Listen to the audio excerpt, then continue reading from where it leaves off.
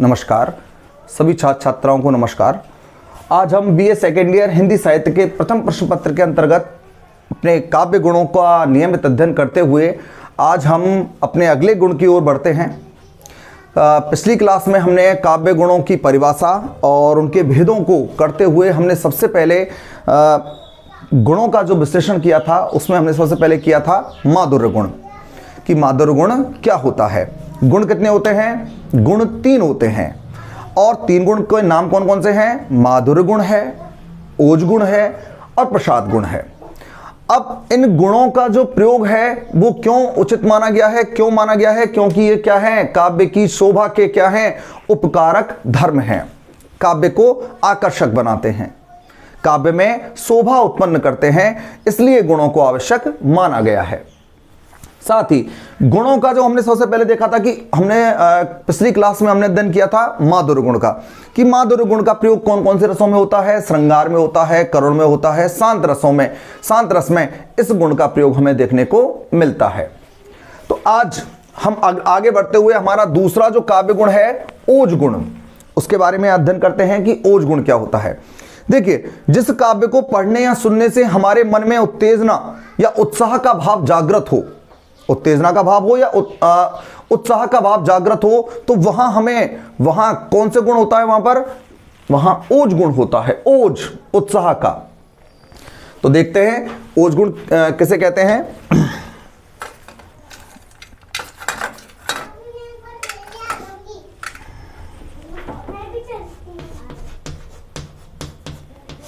जिस काव्य को पढ़ने या सुनने से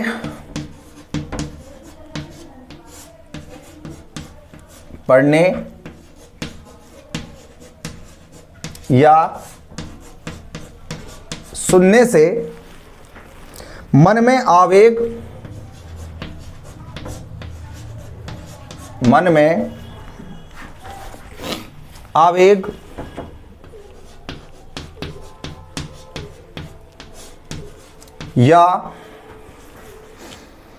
उत्तेजना का भाव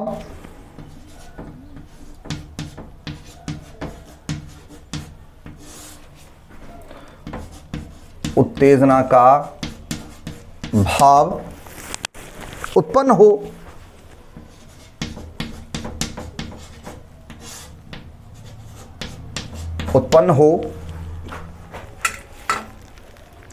वहां ओज गुण होता है।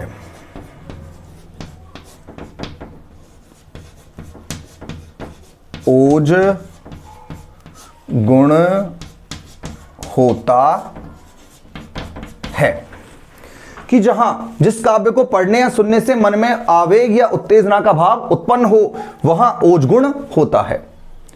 आवेग उत्तेजना का भाव हमें दिखाई देता है, महसूस होता है, तो वहां पर कौन सा गुण होता है?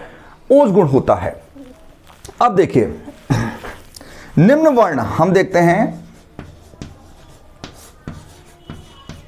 निम्न वर्ण ओज व्यंजक होते हैं। ओज व्यंजक होते हैं। निम्न वर्ण ओज व्यंजक होते हैं। कौन कौन से? देखिए, पहला ट, ठ, ड, ढ, श, श। ये जो व्यंजन है वो कैसे होते हैं? ओज व्यंजक होते हैं। इनका जब प्रयोग होता है वो कौन से गुण में ज्यादा होता है? ओज गुण में हमें ज्यादा दिखाई देता है। दूसरा देखते हैं दीर्घ र तथा न।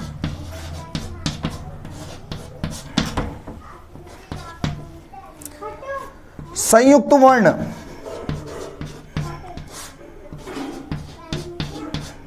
कौन कौन से?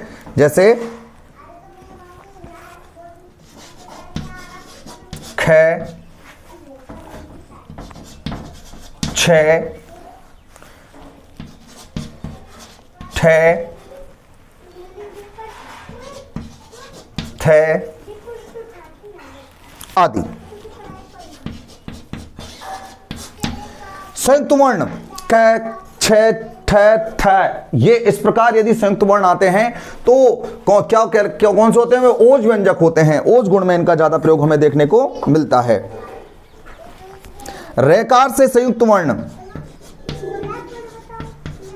रैकार से संयुक्त वर्ण, रैकार युक्त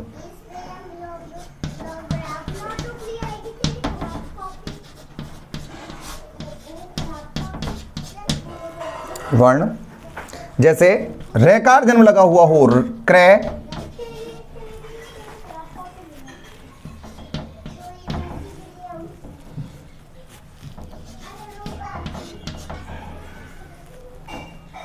आदि। देखिए हमने किया है ओज गुण। जिस काव्य को पढ़ने या सुनने से मन में आवेग या उत्तेजना का भाव उत्पन्न हो वहां ओज गुण होता है। किसका भाव उत्पन्न होता है? आवेग का होता है, उत्तेजना का होता है। निम्न वर्ण ओज व्यंजक होते हैं। कौन कौन से?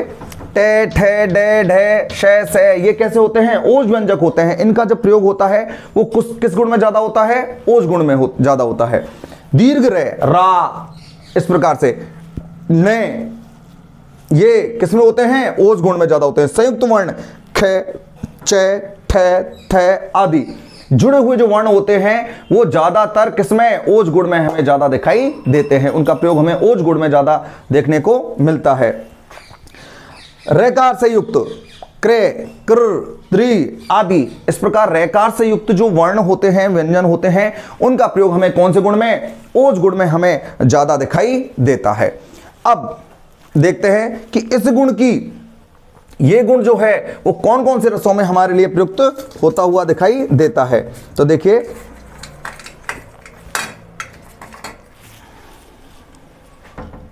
यहां मैं लिखता हूं आपको वीर, रौद्र,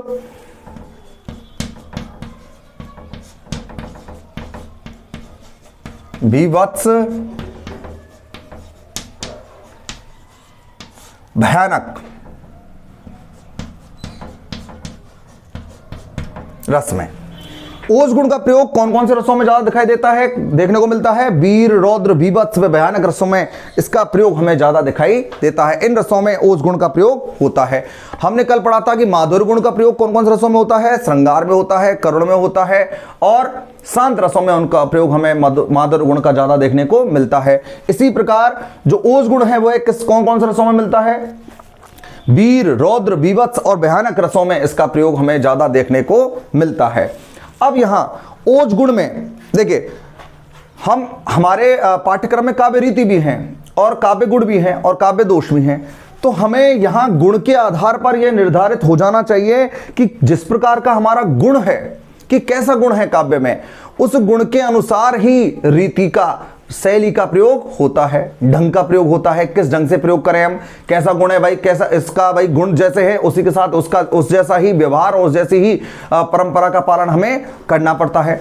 तो यहां कौन कौन से रसों में है? वीर, रौद्र, बीभत्स और भयानक रस में इसका प्रयोग है। ये वर्ण क्या है? ओज व्यंजक है। इनसे हमें थोड़ा सा हमें पता लग सकता है कि इन वर्णों का प्रयोग प्राय ज्यादातर ओज गुण में हमें देखने को मिलता है। अब हमारा जो अंतिम जो एक काव्य गुण रहता है वो है प्रसाद। कि प्रसाद गुण क्या होता है? प्रसाद गुण के बारे में हम अपनी अगली कक्षा में इसके बारे में इसका वर्णन करेंगे, विवेचन करेंगे। इसका सामान्य तौर पर देखें तो प्रसाद गुण क्या होता है कि वह गुण जिसे समझने में सहजता और आसानी हो, अर्थात जिसे पढ़कर उसका भाव सहज रूप में हमें समझ में आ जाए, वह गुण कौन सा होता है? वह प्रसाद गुण होता है। जिसमें उत्तेजना और आवेग का भाव हो, ओज गुण होता है। जिसमें क्या हो? सुकुमारता हो और क्या हो? मधुरता हो, वहां पर कौन सा होता है? माधुर्य गुण होता है।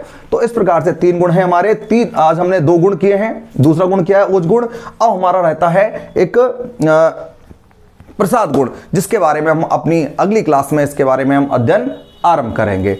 और एक बात आपको, जैसे हमने रस पढ़े हैं, हमने रसों का अध्ययन किया है, तो रस के साथ साथ रस का संबंध किससे है? गुण से है। कि किस प्रकार के रस में कौन सा गुण प्रयोग होगा, ये आपको थोड़ा सा याद रखना है कि किस रस में कौन से गुण का प्रयोग हमें देखने को मिलता है। तो आज हमने ओज गुण किया है, कल हम अपनी अगली क्लास में प्रसाद गुण के बारे में हम अपना अध्ययन आरंभ करेंगे। धन्यवाद।